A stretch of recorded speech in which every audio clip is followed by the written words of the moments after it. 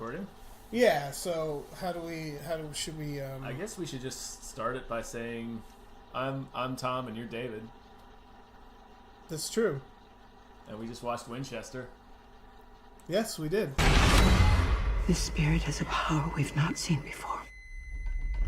Beautiful dreamer, wake unto me. Starlight and dewdrops are waiting for thee. Sounds of the rude world heard in the day. I'm not afraid. Lulled by the moonlight have all passed away. You leave my family alone.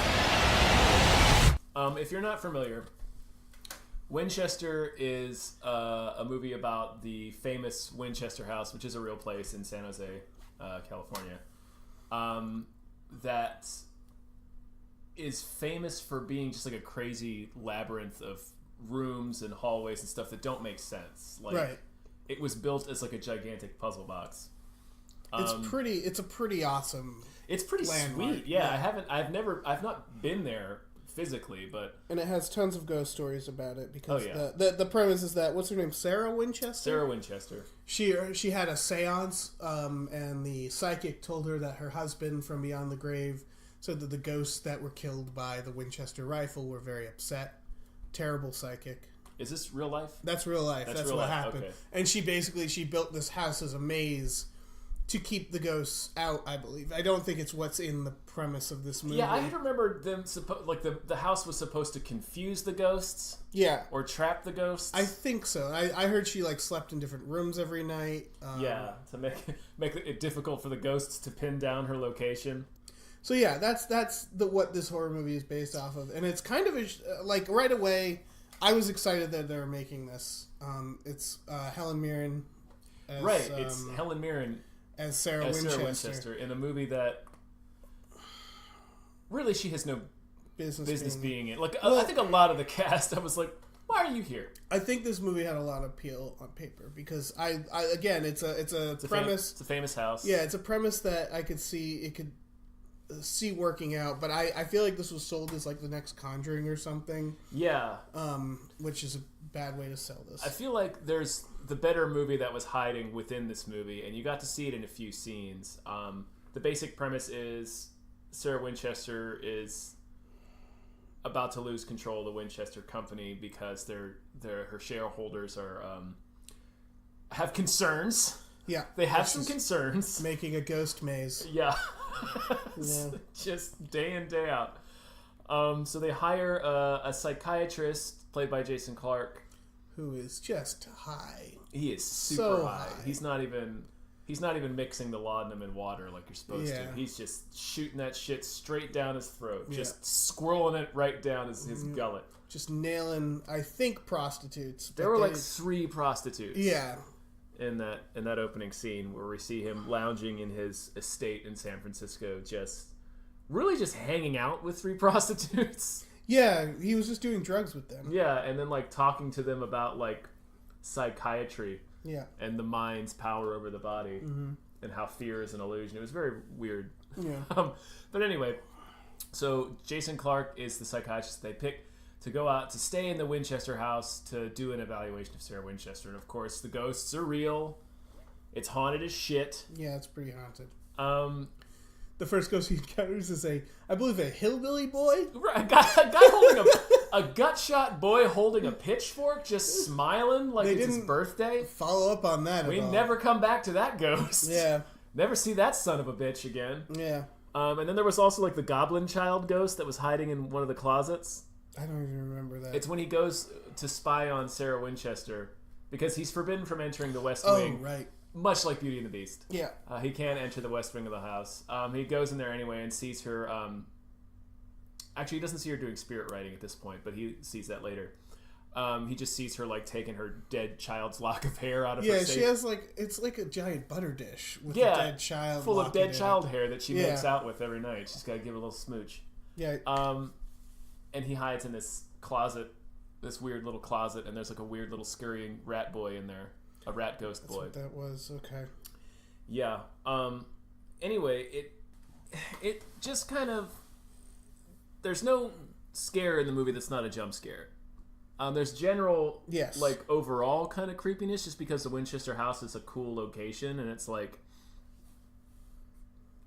It's a movie about this house, and this lady should have been made a long time ago, and it's nice that they made one, but I wish it wasn't this movie. Like, I wish it was more like a realistic movie about this woman and why she built this house. At least done with care. This, yeah, if we're talking about first impressions of this movie... it felt like from the trailers another, like, I wouldn't even compare it to Insidious and The Conjuring because I think there's some talent behind those movies, but it felt like a cookie cutter kind of version of that. It feels like a studio horror film where, like, the Ouija board movies or oh wait, that's in the other one, I'm sorry. That's in Cloverfield. But there's it feels... It was a shame to see this through the lens of, like, they clearly didn't care enough to make a quality horror movie. It was like one of 3 jump scares formulas, which is the mirror jump scare, which, you know, we've seen a million goddamn times. Yeah. And they keep trying to make variations of it, but it's every time it's just... it was kind of clever. I think it was also one shot in this movie. That's cool. Yeah, that's... He kept turning it, but... So so it wasn't really one shot because they had to adjust the focus, but... I'm sure they put effects in there. Yeah. They made it seem like one, and then there was kind of decent. Yeah, there was person looking through a door crack as well, and then someone's fucking face jumps in there. And it was just... There wasn't a scare... It's one of those where, like, maybe you jump, but it's just because your body reflexively jumps. Right, because you've been startled. Yeah. But there's nothing that stuck with me. The only part that that made me go, ooh, that was kind of cool, was when the guy's leading her up the false stairway, and he turns into, like, a ghost demon near the end. Or leading Jason Clarke. Up the fake stairway, yeah. That was the only scare, but again, it was like, I was judging it purely on structure, like editing and, like... Mm-hmm. Oh, that was well done. That was elegantly assembled. Yeah, I keep getting bummed about the movie that this could have been. Mm-hmm. Where there's a couple of... Because, again, there is some talent in this movie. Yeah. Helen Mirren's the lead, pretty much, even though you don't really meet her until the second act. She had a veil over her for a lot of it. And I wonder if that's because she was like... I don't want to be involved too much. And they were just like, all right, we'll get a double. There's clearly, like, for those shots where it's her carrying a lantern down the hallway, like, that's a stand-in. Yeah, oh yeah. They didn't get Dame Helen Mirren to do these fucking second unit shots of her walking down the hallway. Spookily walking down this fucking highway with a lantern. She's like, nah, I'm good. Yeah. They did film her getting beat with a rifle by the creepiest little ginger boy. Yes, that ginger boy... The main antagonist of this movie is a Civil War soldier who is haunting a little ginger boy with a bowl cut that is so egregious and nobody's addressing it. Again, they're all just looking this bowl cut in the face and just pretending like it's not there. We talked about this Cracked article of things that, like, show up in every horror movie now, and one is, for some reason, the child has a bowl cut. It's the Satan's bowl cut, where, like, every fucking haunted child has this shitty bowl cut. And this one felt like someone was like, oh no, we're gonna have the most bully of bull fucking cuts on this little ginger kid. It was a tricked out bowl cut. And he was that was, again, one more cliche, the haunted child. Yeah, like, and it... Exhibit came in there. It was like, I heard you like bowl cuts. Yeah. I'm gonna put a bowl cut on your bowl cut. And it was so cliche haunted child, too. It was just his eyes turn different. Eyes turn white. He sings a song. He sings a weird song. Like, it's just there's a bunch of cliches, and it's just a series of cliches. And anyway, back to what I was saying about, I keep getting bummed about the movie that this could have been, because there are some scenes where Jason Clarke is analyzing Helen Mirren, were, like, decently acted. Mm-hmm. And man, I would have loved to seen a movie that was more based around that stuff. Right. And then, like, the horror or like the suspense could come from, the more he's listening to her stories, the more he's like getting creeped out by this house. It's like, fuck, is she right? Is this house really haunted? Yeah, that would have been cool. They do a scare in like his first night in the house. Yeah. There's a jump scare. He sees a fucking dead hillbilly kid. And there's never a single doubt of whether or not this house is haunted. Right, they make it very clear. Like, the movie opens with the creepy bowl cut child waking up in the middle of the night at the toll of this bell at the Winchester house, and then he puts a sack on his head and walks up a dead end staircase and just stands there and like points and says something like "He is coming." Yeah, it was just so. They're like, all right, ghosts, we got it. Yeah, it was just very such a bummer, such a bummer because you got Helen Mirren there. Yeah, she's an amazing actress. Why not take the horror from the performances? Between these two people talking to each other. If it was a series of psychological interviews between him and this woman, and it was just treated that way, where like it was just like day 1, day 2, day 3, and we just had them sitting there talking to each other, and had if it was a good enough writer to make it compelling, and like the general creepiness of the horror would come from the general creepiness of the house, and like him starting to question what's going on because one of her rules of the house is that they confiscate his laudanum, so he's like coming down from being doped up all the time, so that could play into it. I mean, there was a version of this movie like right there that could have been really sweet, and it just wasn't. There's a lot of side characters that I don't think are ever even given names. Yeah, there's a lot of like grumpy butlers. Yeah, there's a surplus of grumpy butlers, which it turns out was partially deliberate. Yeah. Like, because they give you this, just, I don't know, like a lineup of surly house servants, including a maid that they really linger on, but so you think she's going to be a character. Never see her again. Yeah. When she opens the fucking secret door that's a cupboard. Yeah. There was a lot, man. They did that same scare twice. This was the stuff with her. We haven't even. There's the scary kid and then the aunt or niece. It's the niece of Sarah Winchester. Sarah Winchester's niece, who is just a non-character too. Like she has no reason to be there. It's weird. Like there's this. So Sarah Winchester is this woman in advanced years, obviously played by Helen Mirren, and then her adult niece is there with her scary mutant child because her husband just died.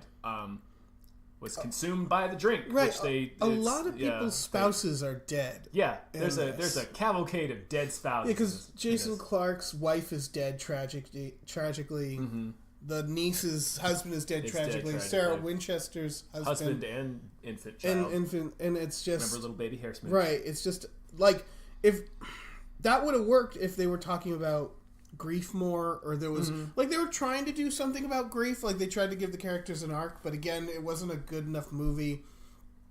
It feels like one of those movies that was just bombarded with studio notes. Like it feels like some executive was like, no, you gotta have like a creepy kid in there, or there's gotta be more scares, there's gotta be that's the other one of my favorite goddamn horror movie scares. They do the person like flying against the wall, which again has never really been scary. Like it was good in The Exorcist because it's so unexpected. Yeah, but like a ghost that can throw you against a wall, I don't know why that doesn't scare me. That just makes me pissed off at the ghost. Right, like that makes me being bullied by a ghost. What the yeah.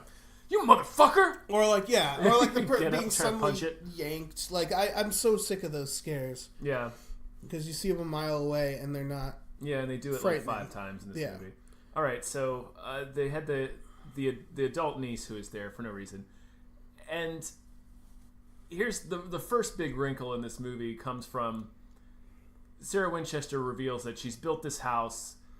Each room she adds on is a replication of the room in which some spirit died, and she draws the blueprints while she's spirit writing, which is, if you don't know, it's when you just put your hand on paper and just kind of let your mind wander, and like you just whatever you draw is what you draw, and it's supposed to be a legitimate kind of psychological test for your subconscious or whatever. But like she's drawing like really drawing super detailed blueprints in these rooms. I'm not sure what that And then I guess she's the good artist. Is right? the spirit sitting there the describing the room? Yeah, or are they actually like moving?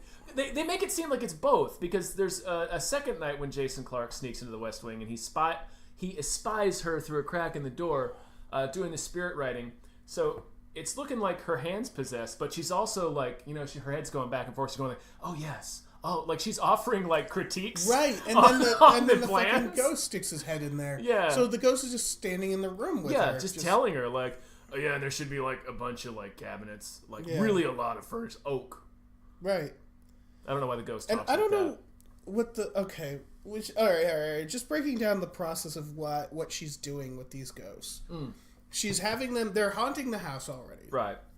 And then or she's calling them there. I don't know. That's kind of unclear. She says she's cursed. So I'm guessing she's like Haley Joel Osment in Sixth Sense. Sure. Like she's just the ghosts just flocking to her, and they've all been killed by the rifle. Her pictures in the Ghost Yellow pages. Yeah, and they've all been killed by the rifle. Exactly. By the Winchester rifle. Yeah. Somewhere down the line in the ghost world, they've heard tell that this woman, if you go to her. Yeah. And you tell her how describe the room in which you've died. Right. And she creates it. You get to manifest in the room, right? Mm-hmm. Yeah. Of course, they're still already there. Right. They've already manifested. Yeah.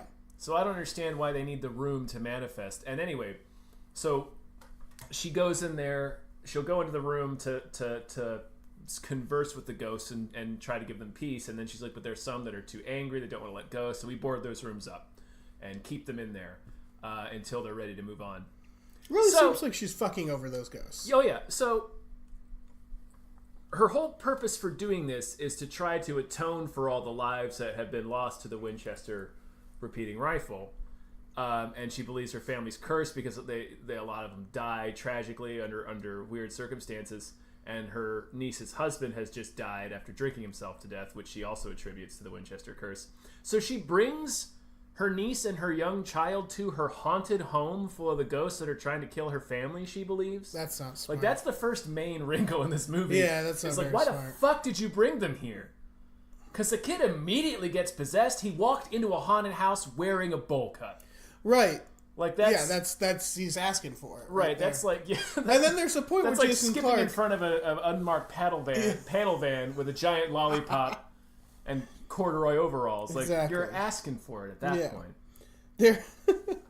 They fucking Jason Clarke at one point says like we need to get him to a hospital. Yeah, and Helen Mirren's like, no, let's keep him here. Keep him here. That's the only way to keep him safe. And then they do oh my god, they do the classic haunted house trope where she says the shadows will follow him, and it's like, how do you know? Yeah. What have you tried? Have you tried to have someone leave the house? Like, all you've done is made this fucking labyrinth to track them. Yeah. Like, you don't know if they're gonna follow. Like, the whole point of your house is that they're stuck in the room, and that's the other big wrinkle of this.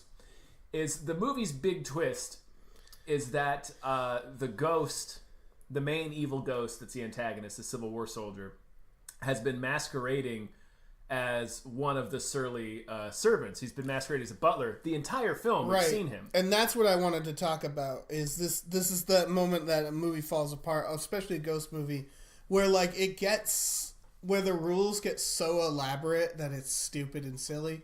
Where like, well, they don't even follow their own rules. But continue. I guess so. Where like this is where like Insidious. I enjoy Insidious, but as it stops being scary to me when they're like, well, there's this other world and you gotta go there and you gotta go find the thing and there's a monster. It looks like minimalist theater. Yeah, where it's suddenly like, why are there so many fucking rules to the afterlife? The point of the afterlife, I think, is to be kind of mysterious and creepy. Yeah. And the moment the ghost is holding down a job as a butler, like pretending to be a butler, and I've seen him for half the movie, then it starts getting weird, and then we get to the fucking rules of the and guns.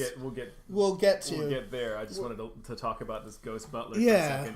They try to do it in a Sixth Sense way, where it's like Jason Clarke his wife was disturbed, but apparently not. Like, that's another thing that this movie does is raise questions about psychological diagnoses of people. His wife was hearing voices. He didn't believe her. You know, he's a psychiatrist. He attributed it to some kind of mental disorder or mental illness she was suffering from. And then so she is going to shoot herself, and he tries to stop her, and she shoots him accidentally instead, and then in her subsequent grief, and then also because of her original plan, she ends up shooting herself, and it was with a Winchester rifle, and the point is that he died for like 3 minutes, they say in the movie. Right. So now he can see ghosts, but he doesn't really realize it because he's so high on opium all the time. So he's been the only person. That's what I was gonna say. It's laudanum. It's laudanum. But also, that was my question. Why would you take laudanum if it just gives you nightmare hallucinations? How is he unwinding with that laudanum? I don't think he realizes takes the laudanum and sees he sees the bloody deer. Deer fucking painting. Like every depiction of laudanum in this is him having like horror waking nightmares on the laudanum. Yeah. And that's why when he starts seeing the ghosts, he's like, it's just the laudanum. And it's like, why are you taking it? Like, it's not... Maybe we're supposed to infer that's why, because he can see ghosts but doesn't really realize it. So maybe after he got killed and came back to life, he started seeing ghosts and was just like, man, I gotta take something. I'm having some serious PTSD. So he starts taking the laudanum, and now he no longer remembers. But none of this is in the film. I'm doing this film a favor by saying this. So maybe he started taking the laudanum to sort of make the things go away, and now he just doesn't remember that that's the cause. They tried to do that. Maybe. Because she was like, you need to clear your head more. Yeah. But I thought, the whole time I thought she was like, you need to clear your head because you won't, like, I didn't know the twist that because he had died, he was going to be more attuned to spirits. They sort of do that at the end, and I guess that's probably intentional. Yeah. But then they never went back and explained, like, oh, that's why he wasn't seeing ghosts, because he's taking the laudanum, and that's, like, dulling his... I guess they were alluding to it. Maybe? I don't know. But, like, when he sees the blood, like, I could have seen, like, him seeing the blood, and then, like, him, like, taking more, and the blood going away. They never... But, like, they don't... He sees ghosts day one again. Yeah, the first time we meet him, he has a vision, and it's this elk drawing that he has in his house, and all of a sudden blood starts running over it. We don't really know what that means until the end of the movie, and it turns out that it was the rifle used by the Civil War ghost to kill a bunch of people, and then, because there's a little elk insignia on the handle, and then there's blood on it, so that's what he's seeing. So he's getting visions of this from the beginning, but we don't really understand why. We don't understand how the laudanum dulls that, because he's seeing it, and then he sees the fucking hillbilly boy. Yeah, he sure does. And again, he's high as a kite. Yeah. So I don't know what the laudanum... I guess it makes him better at seeing ghosts. Maybe. Anyhow. Oh, Jesus. So he can see spirits. So he sees the Civil War ghost masquerading as a butler from day one. This is a dumb movie. And so they try to Sixth Sense it, where they put the butler in a lot of scenes and have him, Jason Clarke, is the only person that's interacting with him. But they don't linger on him ever for too long, so they don't really give it away until they want to give it away, which I guess I can give them credit for. Like, you don't really know that guy's a ghost until they say, he's a ghost. It was a fine twist. But that breaks the movie, because they don't build his spirit room, which is a room loaded with Winchester rifles, which again, they established, well, not again, but Sarah Winchester has very specific rules. One of them is that he can't have his drugs or be drinking in the house. Excuse me. He can't have his drugs or be drinking in the house. And her other rule said there's no firearms on the house whatsoever. But then she gets a ghost speaking to her, and she draws plans up for a new room that's just loaded with Winchester rifles. And she just has them all carted in, and they're all fucking loaded. Yeah, she loads them all. Yeah, they're all loaded in gun cabinets. The fucking kid gets a hold And then of them. Haunted Child tries to shoot her, so we get to see Dame Helen Mirren get beaten with a rifle by a ginger, demon. A ginger bowl cut demon. But the point is that room with all the rifles is the Civil War ghost's spirit room. Like, that's the room he tells her to build so that he can have an anchor in this world and come into this world. But he's already fucking there. He's been there from the beginning of the movie. Right, and there doesn't seem to be any logic to how the ghosts work. And they multiple times in the climactic scene where they've locked themselves, it's Helen Mirren and Jason Clarke are in the rifle room. Trying to do battle with the Civil War ghost who's named Ben. I can't remember his last name. It's Corporal Ben. They're trying to do battle with Corporal Ben, and there's like 2 different points where Helen Mirren announces that the ghost has been sealed in the room. But yet we keep fucking seeing the ghost go down to harass her adult niece and the little ginger boy while they're lost in the basement. Like, he keeps appearing to them and, like, frightening them. And it's like, okay, like, is he trapped in the room or not? Like, you keep saying he is. The stuff with the boy could have been some sort of reshoot or rewrite. Because there was a lot there that felt... That didn't make sense. Yeah, that felt, I don't know, shoehorned in. And then when the ghosts at the end, they're like circling in on the woman and her child, and she keeps saying like, "I'm a mother, I'm not afraid," and they're giving her like this character moment, but she hasn't been established as a character really, and it hasn't been established that that's her flaw. Yeah, like is that she has been too scared to defend her child, and it's like that is never clear in the film. Like it's the only thing she's guilty of is being an incredibly heavy sleeper. Yeah, because there's two different scenes where fucking demons wake that kid up out of his sleep, and she is just sawing logs, never gets up.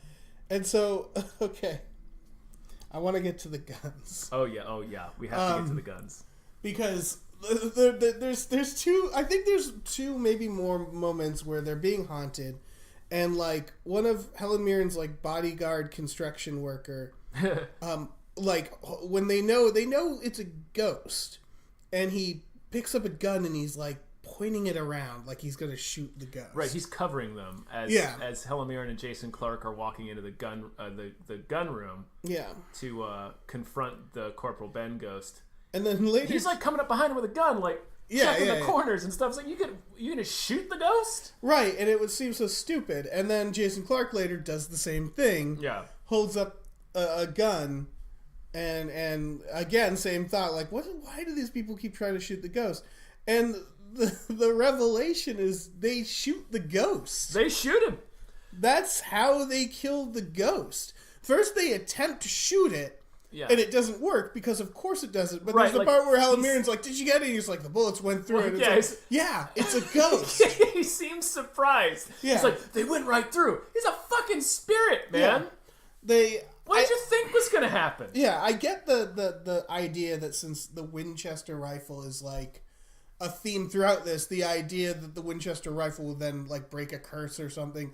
Sure. Well, it's not that. It's the bullet that killed Jason Clarke. Yes, which we haven't gotten into. That he has the bullet that killed him. He had removed, re-put into a recased, and then engraved with "Together Forever." Which is the most insane object to have. Yeah. And they don't explain what that means until almost the end of the film. You just see him playing with this bullet that has "Together Forever" engraved on it. We're like, huh. Yeah. Looks like he was really leaning into a murder-suicide pact. Yeah, because that's the thing is that there's some like dark past. His wife has died. They talk about it. He's all high. But like the bullet... Like, I wish they, like, maybe established what that bullet was earlier because it's just so confusing for him to have that. Yeah. And then, oh my God, we haven't gotten to the fact that his wife is there. Oh, yeah, we'll get there. Yeah, and then, so he loads it with the engraved bullet, and that's how he kills the ghost. He shoots the ghost with the engraved bullet that was taken from him. Because of that vague, Helen Mirren says, like, some vague expedition where she's just like, objects associated with death have special properties. Instruments of violence have a special connection to the afterlife. Right, which is they put people into the afterlife. They make ghosts. Yeah, that's what they do. But it's a lot of that where it's like vague exposition that's like that's just people saying stuff that for some amazing coincidence happen to be true. My favorite part of when they shoot the ghost, finally, who is so furious, and that's another thing that I really can't wait to talk about, is how specifically angry all these ghosts are with the Winchester repeating rifle company. Yes and no, because like some it doesn't make sense. Right, it doesn't make like there's a ghost. There's a slave ghost in the house, like a ghost who has the iron around his neck and he's been whipped, so it's like a ghost of a man who is clearly being locked in a slave ship, and it's like, why the fuck is he haunting the Winchester mansion? Right.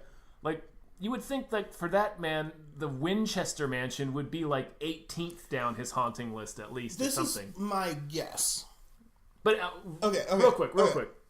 My favorite part of when he shoots the ghost to death, again, is they go over his ghost corpse, and they hold hands above it, and Helen Mirren says, "He's at peace." Right. I was like, okay. So he went on a shooting rampage at a Winchester office because he was mad that his two brothers, who were also in the Civil War, were killed by Union soldiers wielding Winchester rifles. So his rage is already very specifically directed, maybe misguidedly directed, at the Winchester Company. So he goes in there, blows everybody away with a Winchester rifle, blows his own head off. Oh, no, wait, he gets shot by cops. I'm sorry. He gets shot by cops. Suicide by cop. Yeah. And so he was killed. He was avenging his brothers who were killed by guns by killing a bunch of innocent people with a gun. Then he gets shot a bunch of times with guns. And then they put him at rest by killing him with a gun again. Continue that story, though. And then he comes back as a ghost. And he's like, I'm so fucking pissed at that lady. Yeah. Who made the guns.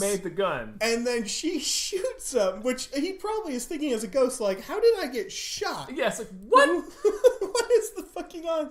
And yeah, and then he's at peace, apparently. He's at peace. No, he's not at peace. Because you murdered him again? Like...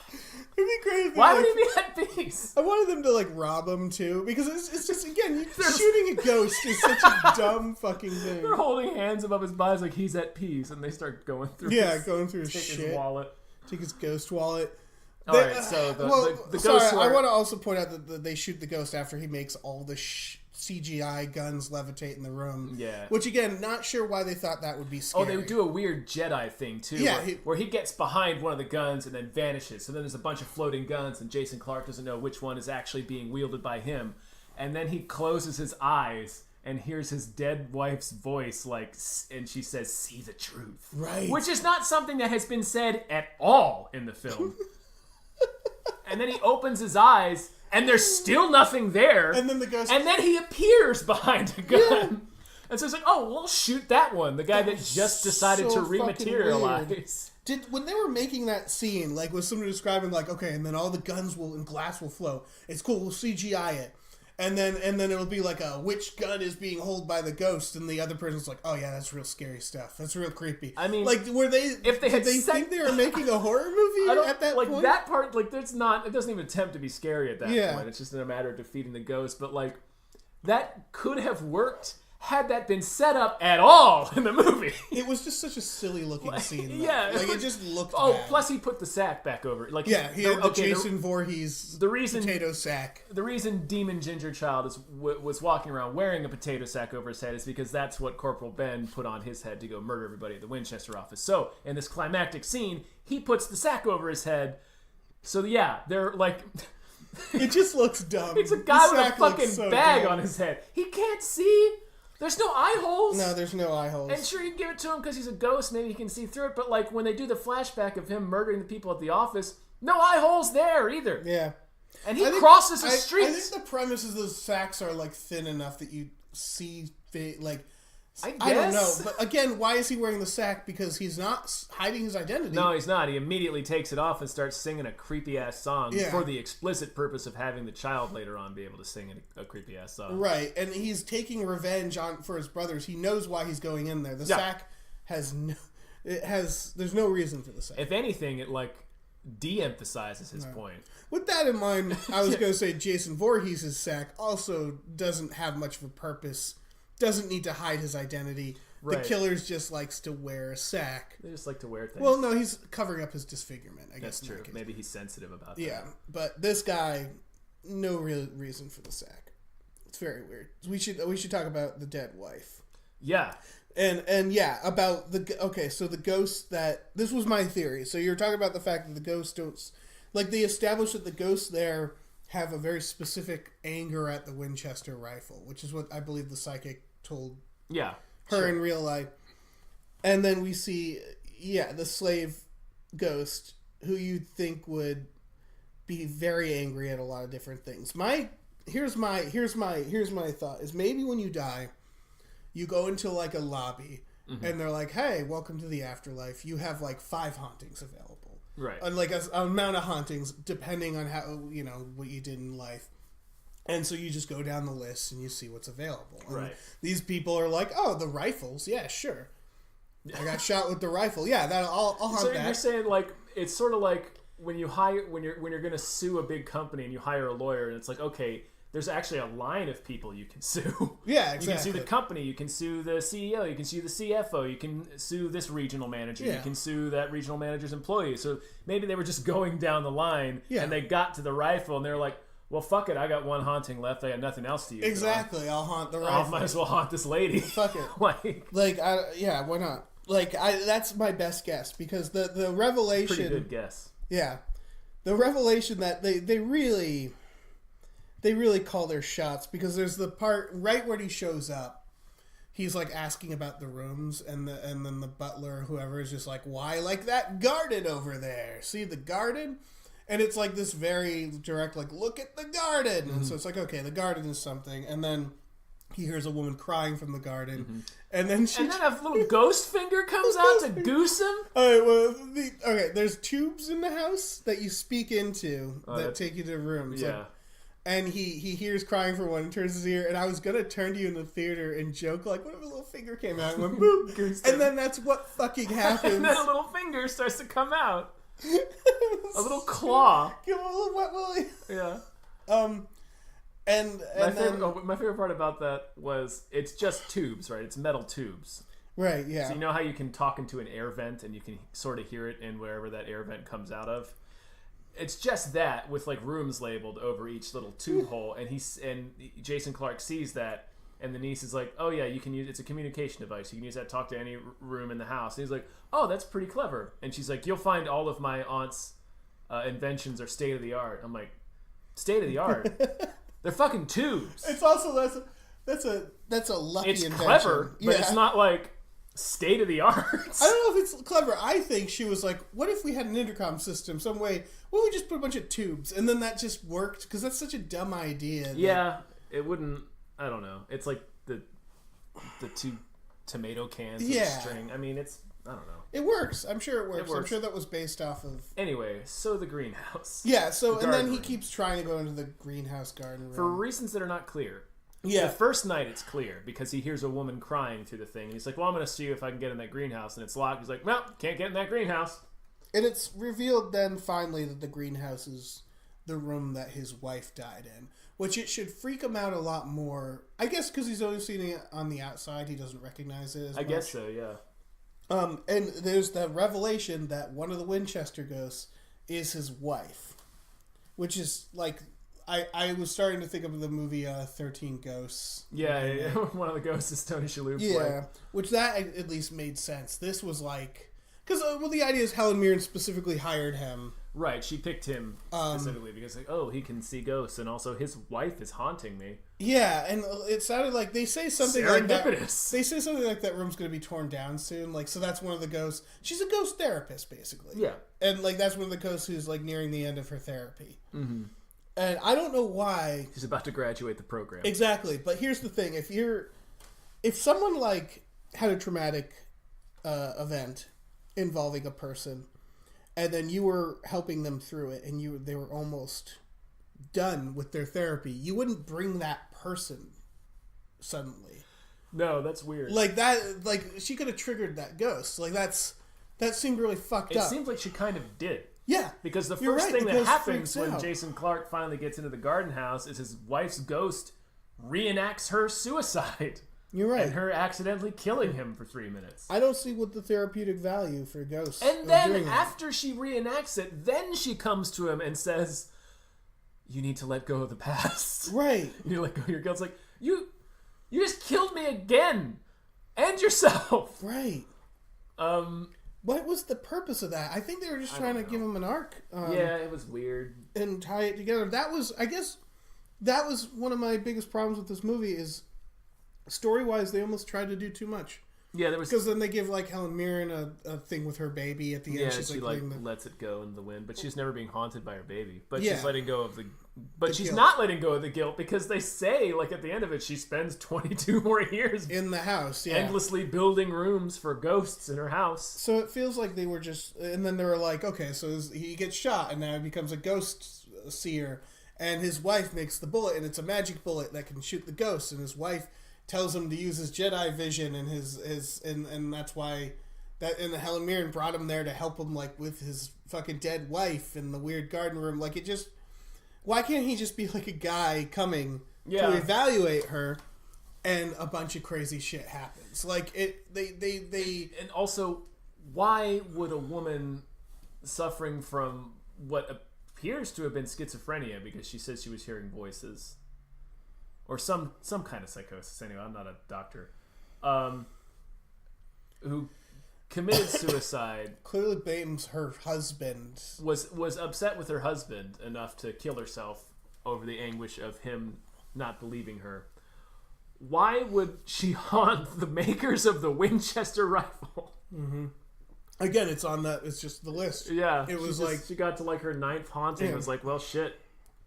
I got nothing else to haunt. Doesn't attempt to haunt her husband. No, not even a little. Not even a tiny Maybe he haunt. wasn't. Not even like making the toilet flush by Yeah. itself. Not even like a stupid haunt like that. He might not have been an option. Oh, and there are 2 jump scares in this movie that involve a roller skate. Right. And roller skates just aren't scary. They're roller skates. That's in the department of, I want to say, a fairly new cliche jump scare, because that's in one of the Conjurings, I believe. With the ball? Yeah, ball rolling on the ground. Like that. The idea that a toy, they do it with a toy train, and I think Conjuring 2, where it's little kid looking under bed or scared in his room, and then a toy or some sort of rolling object rolls on its own. Which, again, I don't find very scary, because it means a ghost had to, like, roll it. Roll a ball? Yeah. And, again, I expect it all the time. Whenever a kid looks under a bed now, they can't... It's the thing. It's like the mirror scare, where you expect it because it's always going to be some variation. Because they do the cliche mirror scare, but then they say, okay, well, our ghost is going to be behind the mirror. Yeah. Oh, God, what a twist. Yep. And it's like, no, it's still a mirror scare. And it's that with the child looking under his bed. It's like, of course there's nothing going to be under the bed, but they're going to do some stupid variation where they think they're being smart. Like, it's just one of those movies that's devolved into what combination of noises and camera movements can we do to maybe make it somewhat original in this really unoriginal template of fucking horror movie Such scares. a cool setting, too. Mm-hmm. Winchester House should have had a good movie made about it, or at least a more interesting one than this. Still could. Just kinda... Yeah, I guess it still could. Not gonna get Helen Mirren again, though. No, this was a real waste of Helen Mirren. Waste of a Mirren. Yeah. Real waste of a Mirren. It's very sad. Yeah. Yeah, I don't know. I would... Man.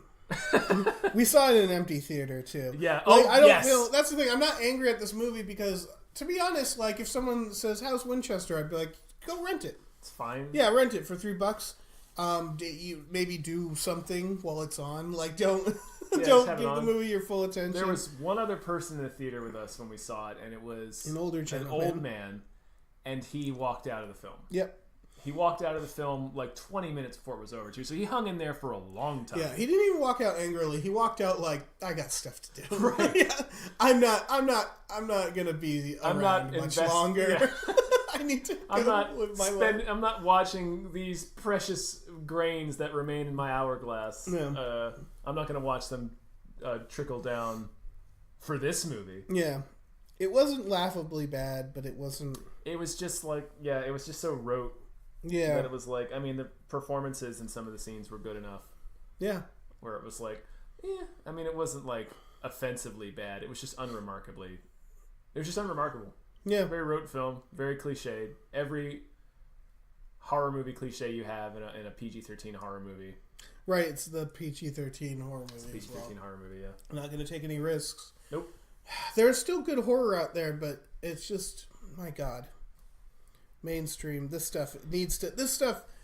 movie feels like it belongs in a theater 5 years ago. Like, it's so past the time. Yeah. We've already seen that horror movies can be better. Like, why are we still making these movies? Yeah, this felt like it should have come out not around, not around like all those exorcism movies, but like maybe around that time. I can see that. Hell, I could see the even coming Paranormal out in like Activity early time, 2000, around like Fear.com. Remember Yeah, Fear.com? or around 13 Ghosts. Yeah, or 13 Ghosts. Which is a better film Yeah. than this was. I enjoy 13 Ghosts more than I enjoyed this I like movie. all of those stupid Dark Castle movies. Yeah. Like Ghost Ship. Oh, yeah. I'll watch fucking- Ghost Ship for days. Not scary. They're not very scary. No, they're not but frightening, like, but I'll watch them. yeah, it's fun to see. I know that's what this is about, but it's fun to see, enjoy a ghost movie the way I enjoy, like Friday the 13th. Yeah. Where it's just silly. Yeah. Watching ghosts be stupid and, Yeah, and watching funny. Ghosts be fucking assholes. Yeah.